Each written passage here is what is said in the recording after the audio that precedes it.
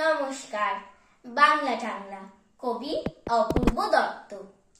অ্যানুয়ালের result হাতে বাড়ি ফিরল ছেলে।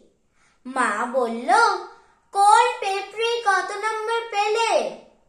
হিস্ট্রিতে মম 84, ম্যাথসে 90। মা বলল, ফ্যান্টাস্টিক, জাস্ট লাইক আ হিরো।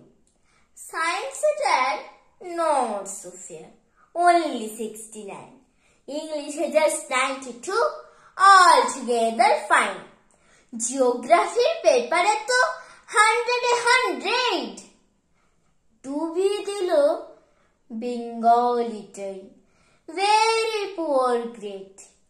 ছেলের মাথায় হাত রেখে মা ঠোঁট বেঁকিয়ে বলে, নেভার মাইন্ড, বেঙ্গলিটা না শিখলেও চলে। বাবা বলল, বেশ বলেছ, বঙ্গমাতার কন্যে, বাংলা টাংলা আমার মতো অশিক্ষিতের জন্যে। বিদ্যাসাগর, রবীন্দ্রনাথ নেহাত ছিলেন বোকা, না হলে কেউ শখ করে হয় বাংলা বইয়ের পোকা। মা বলল, চুপ করো তো, ওর ফল্টটা কিসের? স্কুলে কেন বেঙ্গলিটা পড়ায় না ইংলিশে? নমস্কার।